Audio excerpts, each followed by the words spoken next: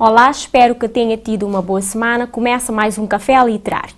Este espaço que pretende ser um lugar de conhecimento, de conversa e lazer. Os livros podem também trazer bem-estar.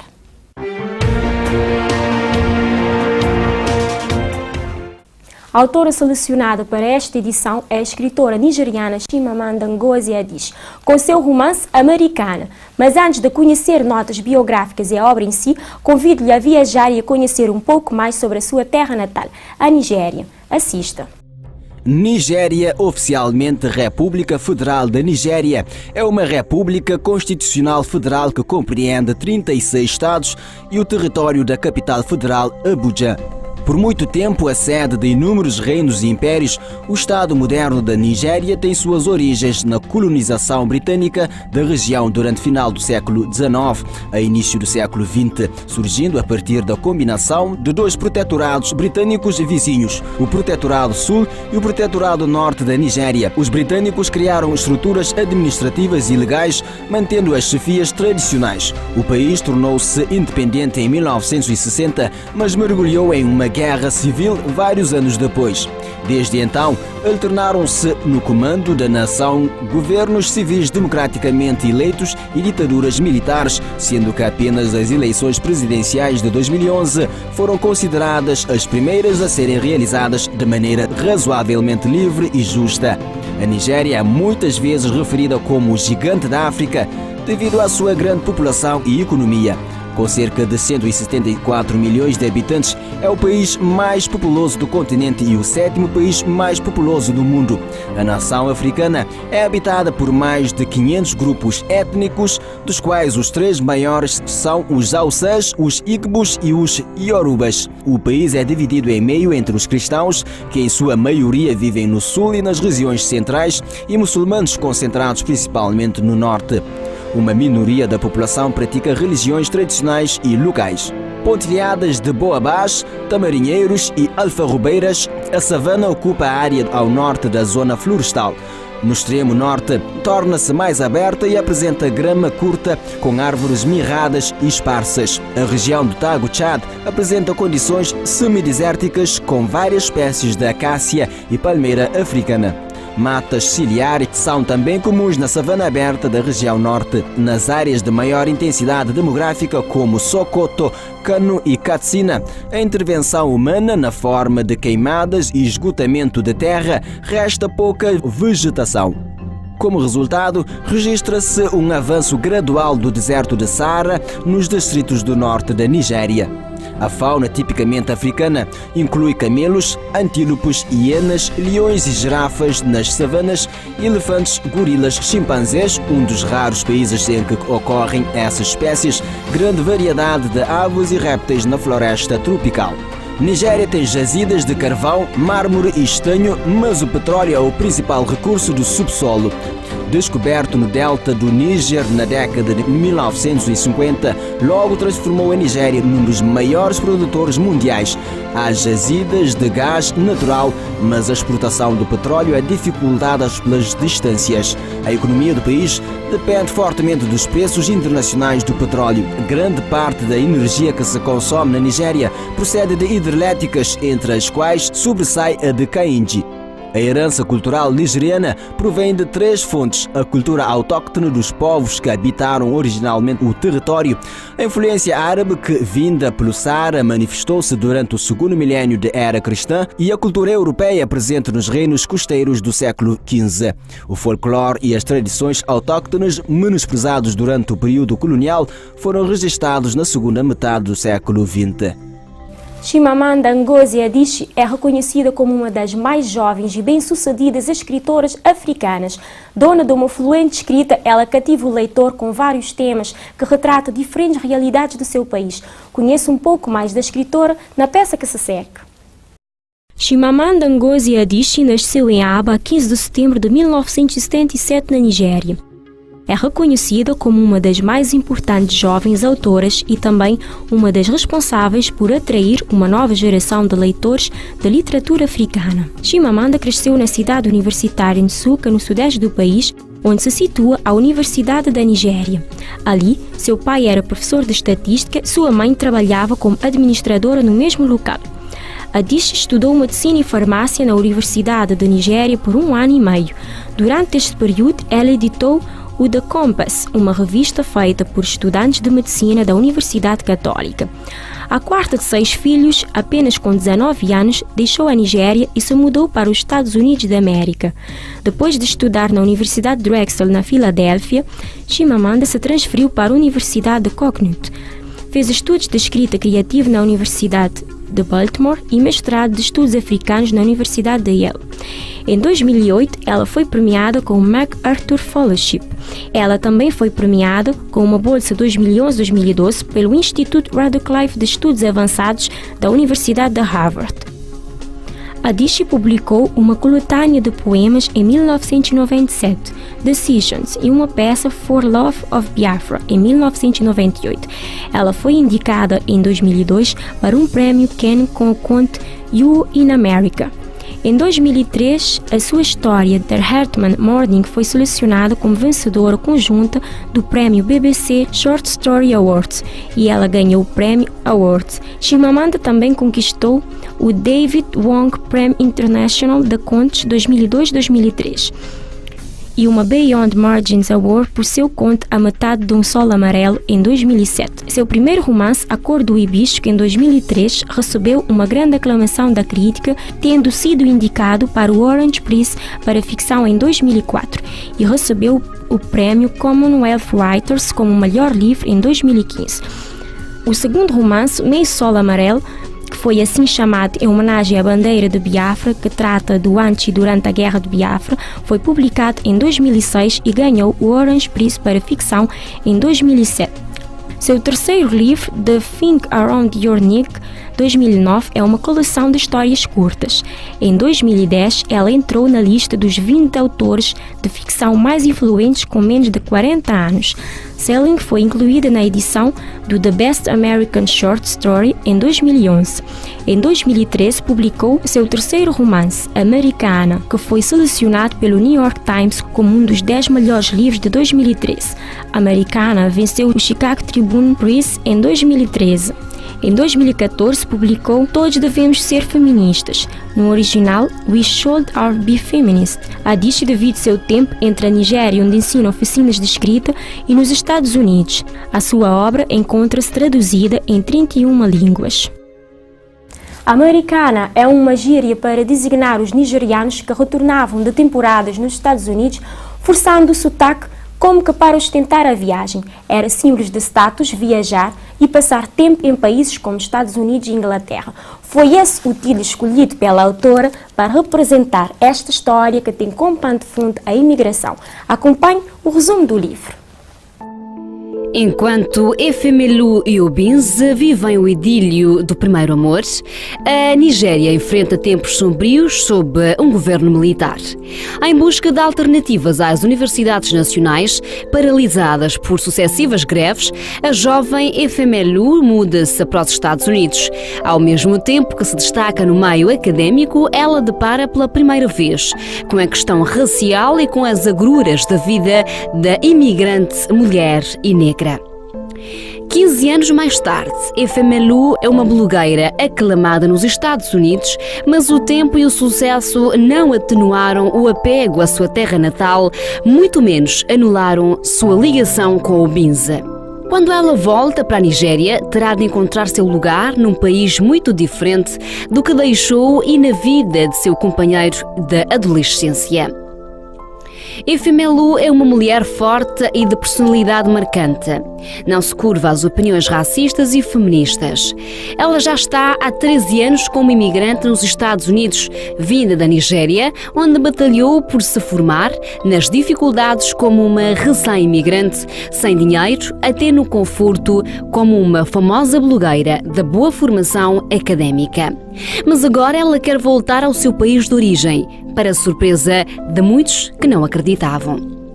Porque Efemelu, uma cidadã americana formada em comunicação e mestrada em Princeton, com uma vida promissora nos Estados Unidos, desejava morar num país caótico e africano e abandonar a América.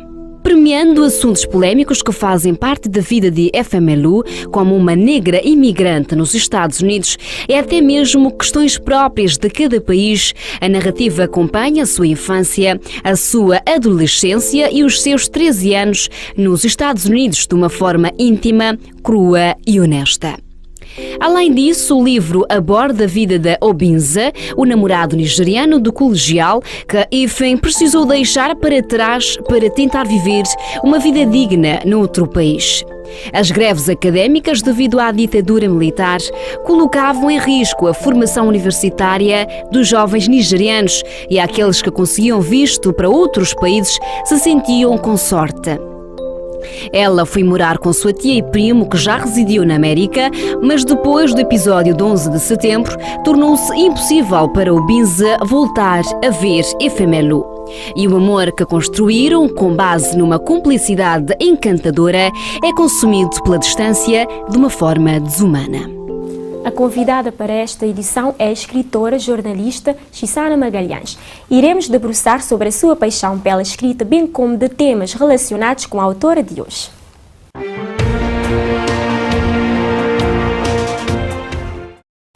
Boa noite, Chisana Magalhães. Obrigada por ter aceito este nosso convite para estarmos cá hoje a falar sobre uma mulher escritora que está a cativar cada vez mais jovens e que, pelos vistos, lhe fascinou também. Mas antes disso, comecemos pela sua paixão pela escrita. Chisana, como é que surgiu esse fascínio pela escrita? Boa noite. Fascínio pela escrita surgiu de maneira, digamos assim, natural, sem sentir sequer que estava a fazer algo. Começou com as composições, as redações na escola, em que eu fugia um pouco àquele modelo que os professores já nos guiavam para aquele modelo, para facilitar, se calhar. Eu já fugia um pouco e inventava histórias um bocadinho absurdas, digamos assim. Também, por ler muito, na minha família, a minha mãe sempre nos incentivou muito a ler, tínhamos sempre livros em casa. Eu via as minhas irmãs mais velhas a ler e então sempre tive esse exemplo e lia muito. E ao ler surgia o desejo de tentar fazer também, de tentar eu própria criar as minhas histórias. Lembro-me eu com 8, 9 anos já tinha um diário em que escrevia as minhas coisinhas do dia a dia. E também escrevia pequenas histórias, aventuras, crianças aventureiras, etc. Os filmes também influenciaram muito essa vontade de escrever, porque eu via os filmes, aquelas histórias incríveis, e já pensava em escrever e via na minha cabeça tudo acontecer como se fosse um filme. E foi assim, com os anos, eu fui escrevendo e sempre a guardar. Escrevia à mão, não é? E guardava, às vezes tinha coragem de mostrar aos irmãos, à família, que, enfim, como sempre apoia. Enfim. Tanto é que em 1997 conquista o primeiro prémio. Sim, era isso, era escrever para guardar na gaveta ou quando sentir coragem de mostrar à família. Mas era aquela coisa que já conversando com outras pessoas, notei que repete-se muito isso. Escrever, achar que está ao máximo e 2 dias depois achar que aquilo não serve para nada.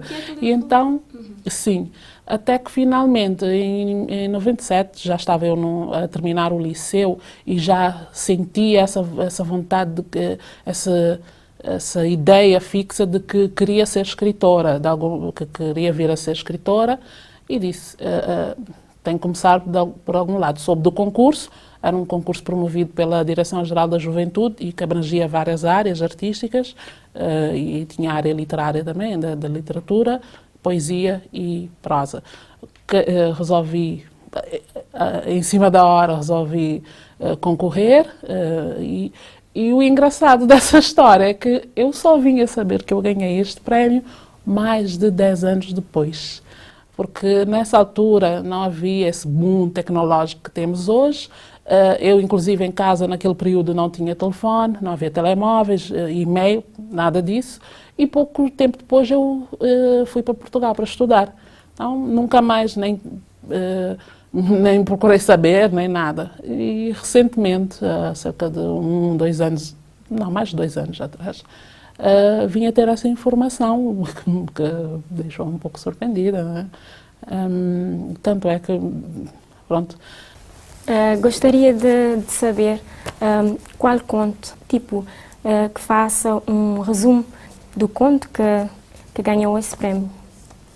Para ser sincera, já não me lembro o título. Lembro-me que era uma história com jovens e a mensagem era uma história contra a toxicodependência.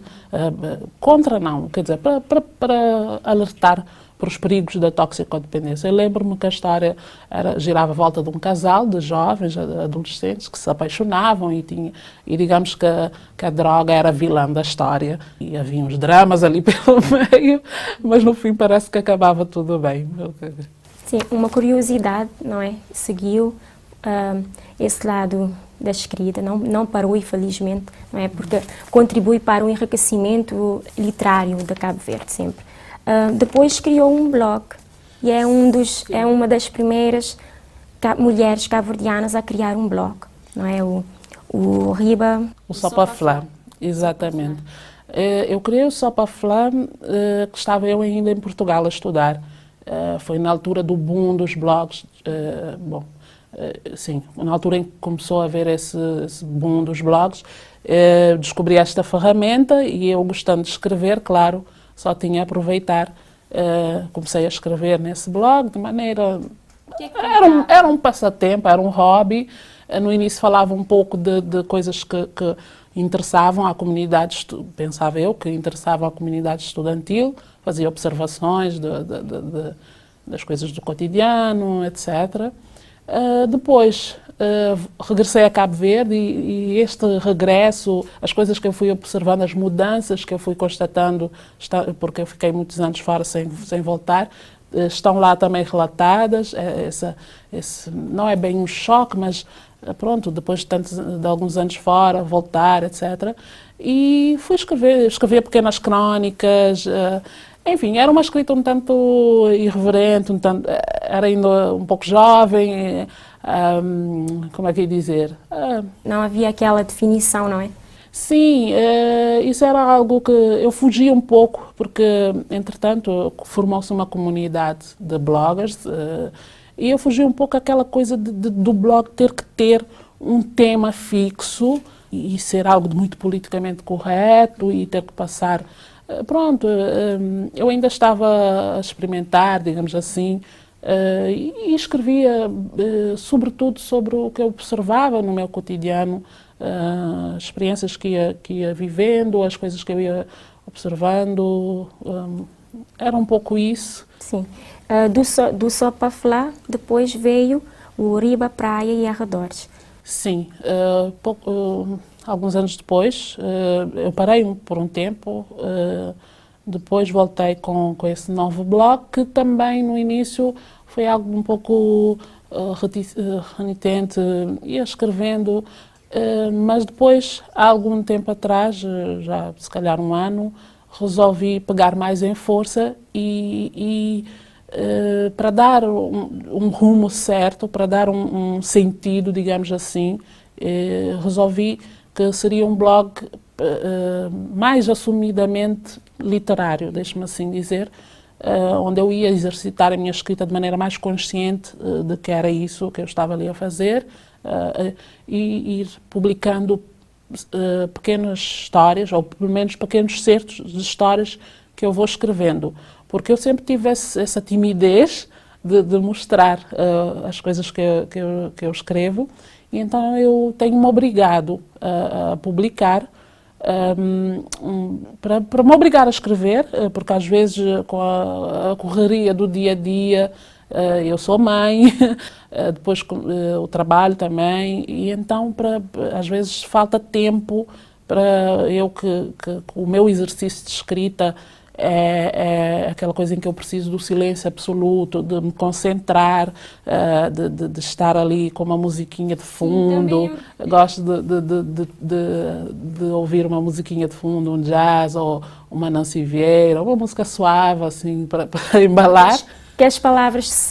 Exatamente, exatamente. Então, faltava esse tempo, não é? Porque chegava ao fim do dia, aquele cansaço, etc. Mas depois, quando eu voltei ao jornalismo, há cerca de 1 ano e meio, mais ou menos, há cerca de 1 ano atrás, isso acabou por ajudar muito, porque a minha carreira de jornalista foi sendo interrompida para outras funções, e esse regresso ao jornalismo acabou por me ajudar a retomar essa rotina da escrita, não é? Da escrita criativa. E o engraçado é que eu, às vezes, com pessoas próximas, ou por os meus botões, eu digo, eu me assumo muito mais como escritora, com todo o peso que essa palavra tem aqui em Cabo Verde, essa coisa, mas que eu estou a tentar desempoeirar, suavizar, deixe-me dizer assim, porque é o que eu tenho feito a minha vida toda. Em tudo que as coisas que eu tenho conquistado na vida têm por base a minha escrita. Eu sou conhecida por escrever, então, se eu não sou escritora, eu não me vejo como mais nada mesmo. É o que eu digo, eu sou muito mais como escritora do que jornalista, e foi a escrita que me levou para o jornalismo. E eu tenho usado a escrita, eu acho que é essa marca que eu deixo nos meus textos jornalísticos. E a escrita foi-lhe cativando, não é? E cativou também com a escrita. Tanto é que depois conquistou prémios e participou no Encontro Bienal de Jovens da CPLP, conquistou também uma menção honrosa. Como é que sente quando vê que reconhecem, portanto, a sua escrita, o seu trabalho? Bem, eu começo por dizer que tenho tido essas oportunidades e sinto-me grata por elas. Sim, tenho tido a oportunidade de representar Cabo Verde em alguns encontros. Já estive em Moçambique, no âmbito do Encontro de Jovens Artistas da CPLP. Eu recebi convite da Cooperação Espanhola aqui em Cabo Verde para participar num encontro de mulheres poetas, e também recentemente estive no encontro da UCLA, União das Cidades Capitais de Língua Portuguesa, e é sempre um orgulho, não é? Sinto-me um pouco intimidada, um pouco com receio, se não haverá outras pessoas que merecessem mais. Há sempre aquela, digamos assim, a pessoa fica um pouco intimidada, mas também alguma responsabilidade de representar bem o país, de tirar ensinamentos, de absorver tirar o máximo de partido dessas oportunidades. Em relação às menções honrosas, como eu disse, eu sempre fui de procrastinar, sou um pouco assim. Então, esses concursos foram sempre uma decisão do último minuto. No último dia do prazo, eu decido participar e escrevo. Eu nunca vou buscar algo que já tenha escrito, eu tenho que escrever na hora. E então foram sempre coisas escritas assim, mesmo para concorrer, para participar. E tenho tido estas surpresas já me disseram que menções honrosas não são prémios, tudo bem, mas para mim a simples menção é sinal de que alguém leu, gostou, disse, olha, isto está bom, faz mais, quem sabe. É um incentivo, não é? Exatamente, são incentivos importantes. E é bom saber que alguém dá algum valor a algo que eu tenha escrito. Eu fico sempre um pouco surpreendida, mas porque sou muito autocrítica, enfim, sempre podia ter sido melhor, mas são sim incentivos para continuar a escrever. Eu que tenho sempre eu estou constantemente assombrada pela dúvida se o que eu escrevo é suficientemente bom. Chisana Magalhães, temos hoje a Chimamanda Adichie como a escritora eleita para esta edição. Falemos dessa escritora que defende que é necessário reescrever a história de África, porque ela, numa palestra, ela falava que quando era pequena leu contos, leu livros que não espelhavam a realidade africana. Príncipes encantados de olhos azuis, loiro, não é? Que comiam maçãs. Ela disse, mas eu não comia maçãs, eu comia mangas, não é? E defende que é necessário reescrever uma história de África que não seja espelhada naquilo que se vê fora. E também defende a igualdade de género. Numa palestra, ela falava, na Nigéria, não há o reconhecimento por parte o esforço da mulher não é valorizado. Lembro uma frase que me chamou a atenção, é que ela estava numa paragem, não é? Paragem de estacionamento de carros, tirou o dinheiro do seu trabalho, ela enfatiza, do esforço do meu trabalho, fui dar ao senhor e o senhor voltou para o amigo ou para a pessoa que estava ao seu lado e agradeceu. E a pessoa questionou, mas por que é que ele está a agradecer-me se eu não dei dinheiro? Então, hoje ela traz esse livro que conta a história, não é? De uma moça que sai do seu país para estudar noutro país e finalmente conhece o racismo, já que na altura na Nigéria não sentia isso. Falemos um pouco mais. Exatamente. É como diz a Chimamanda Ngozi Adichie, é uma escritora fascinante, aliás, é uma personalidade fascinante. É uma jovem, 37 anos, apenas um ano mais velha do que eu, e tem um percurso incrível. Já ganhou vários prémios, logo com o seu primeiro livro ganhou um prémio, e penso que esse Americana é o que tem tido mais visibilidade, mas ela tem um conjunto de obras que vale a pena espreitar. Ela é também uma ativista, ela é assumidamente feminista, esse palavrão que às vezes as pessoas temem sem saber bem o que é, e eu recomendo a todos pesquisar um pouco, saber um pouco o que é que significa ser feminista, e ela assume-se como feminista, e embora esse livro não tenha isso como temática principal, também há nuances, também há pequenas passagens onde levanta-se essa questão. Mas Americana é sobretudo sobre a questão da raça, não é? Como bem disse a Anília. O livro,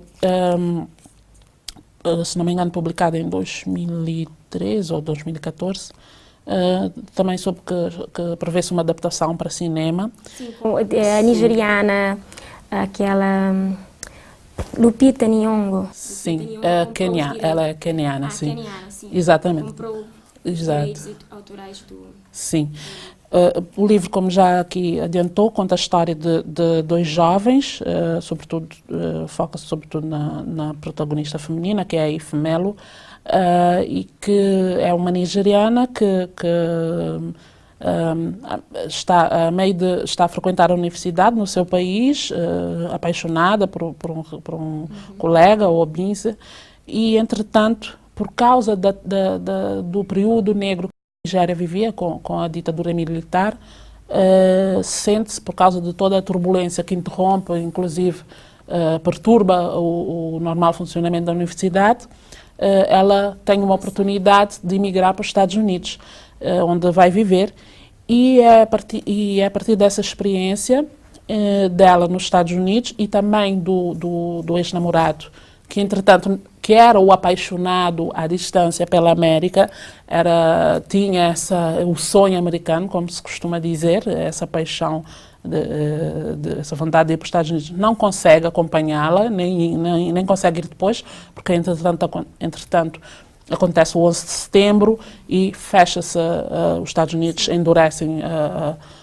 política de entrada de imigrantes, e ele vai para Inglaterra. E então há esses três cenários, não é? A América, a Nigéria, a Inglaterra, e através das experiências deles entramos nessas questões do racismo, como é nos Estados Unidos, como é na Inglaterra, como é na Nigéria. Porque ela diz, e repete, que não sabia que era negra, mas o que é interessante até é não sabia que era negra na Nigéria, mas depois, se lermos bem o livro, percebemos, e há várias passagens, onde e isso é que é o interessante nessa abordagem da questão do racismo, porque já sabemos que nos Estados Unidos há racismo, já sabemos que na Inglaterra há racismo, mas vamos descobrir, e eu faço a ligação com Cabo Verde, que até há tempos atrás o Jornal Público tinha publicado uma série de reportagens sobre racismo nas escolas. E aí, inclusive Cabo Verde. E aí surgiu a questão se nós também somos racistas. E essa experiência que ela relata do descobrir-se negro lá fora, acho que todos nós tivemos. Eu, quando fui lá fora, é que vinha descobrir também. Descobrir no sentido de, estando cá, não somos muito confrontados com isso, não é? Porque somos todos iguais, entre aspas. E ninguém te diz nada na cara, digamos assim. Mas lá fora, sim. Alguém vai te dizer um dia, sua preta, não sei o quê, vai para a tua terra, etc. Mas o que acontece aqui na história, acontece também aqui em Cabo Verde, que é aquele racismo não declarado, digamos assim. É aquele racismo das pequenas nuances. É o racismo dos homens poderosos, que no livro, na Nigéria, que querem a mulher de pele mais clara. Há o caso, por exemplo, da colega na escola, que é sempre eleita a mais bonita porque é a mais clara de todas. E etc. e tal. Pequenos, digamos assim, pequenos sinais que fazem questionar. Onde há a diferença é que na Nigéria, segundo a experiência relatada aqui no livro, ninguém vai impedir a ascensão social, o acesso ao trabalho, etc., com base na cor da pele. Ela pode tornar-se tão poderosa pelas suas capacidades. E isso nos Estados Unidos nós vemos, pela experiência que ela relata, da protagonista Ifemelo, levanta uma série de questões, desde da relação entre casais interraciais, desde do tabu da própria palavra negro, preto, etc. Enfim, a hipocrisia mascarada. E é importante falar aqui num aspecto. Muitas pessoas recusam-se a debater o racismo, a falar sobre o racismo, com aquele velho argumento: só há uma raça, a raça humana. A própria Chimamanda tem um pensamento interessante sobre isso, e no livro também, através da personagem dela, há essa reflexão de como essa postura não direi perigosa, mas é uma negação. Dizer que não há, que só há a raça humana, eu só acredito na raça humana.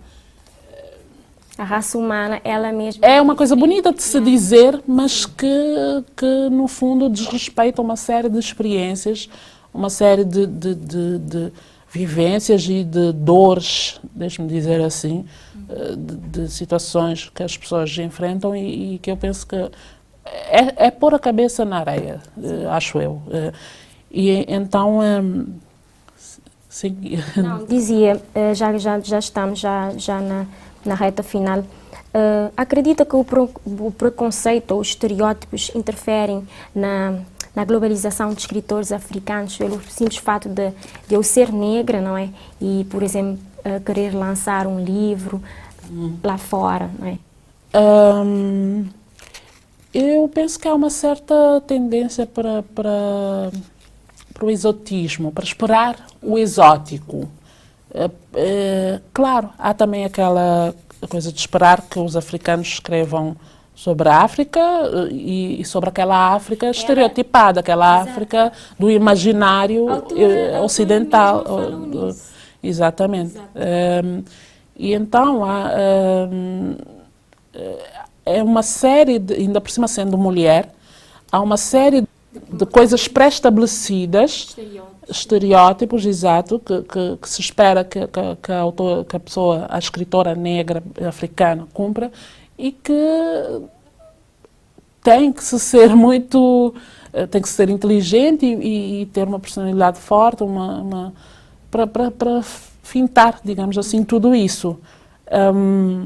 Escrever, ser mulher, escritora africana, é enfrentar todas essas expectativas, conseguir contorná-las e quase que ter o desafio de fazer muito mais para conseguir ser bem-sucedido.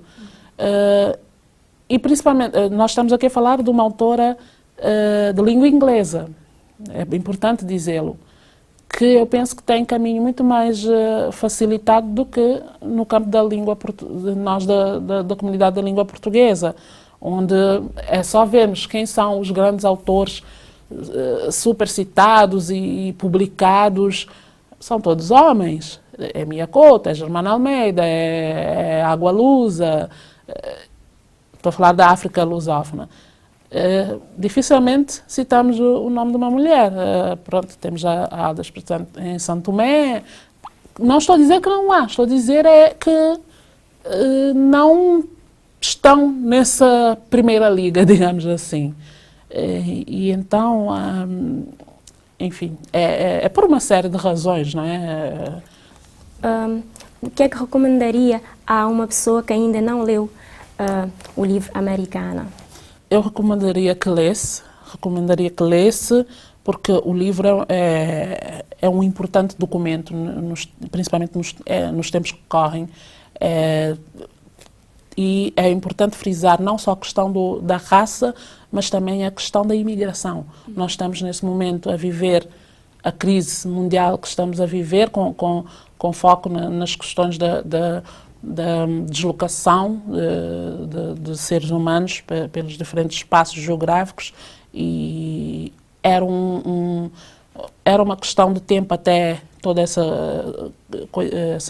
situação entrar num ponto explosivo, porque durante anos...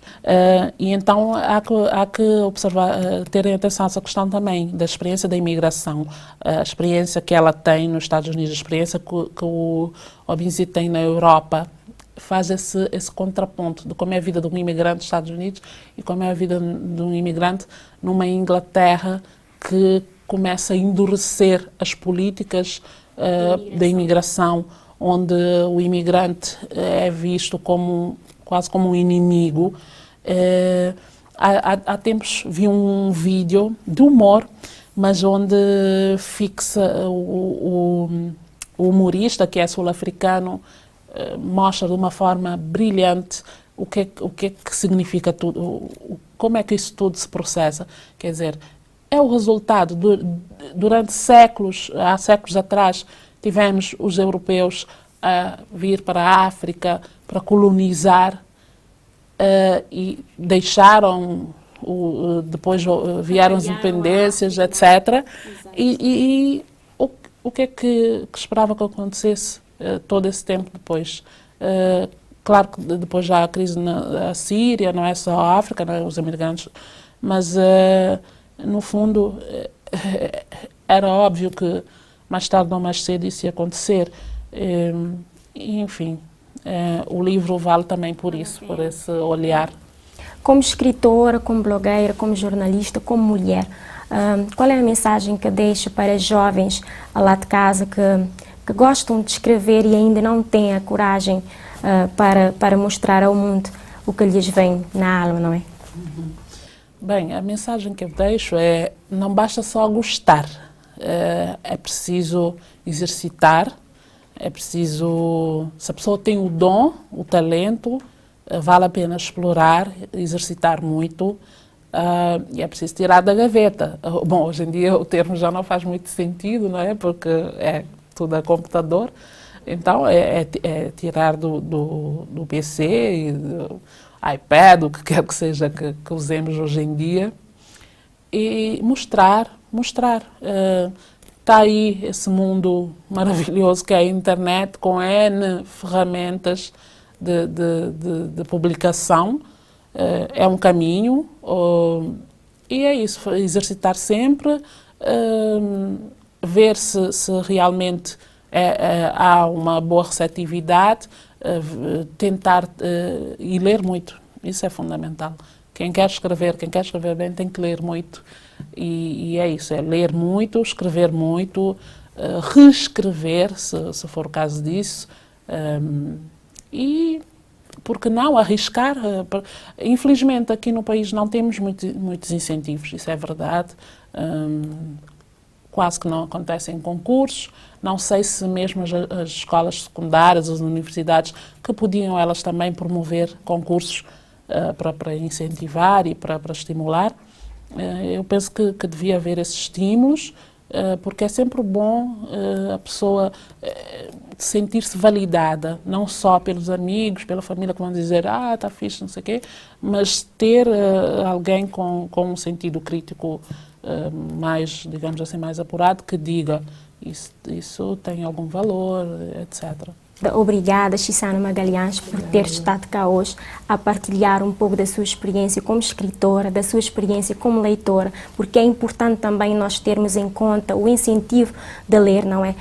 Manuela Mota uma vez escreveu que ler é dar pão ao espírito, não é? Nós temos sempre que ter estas atitudes. Espero que tenham uma boa semana e que gostem do programa. Obrigada. Obrigada. Boa noite.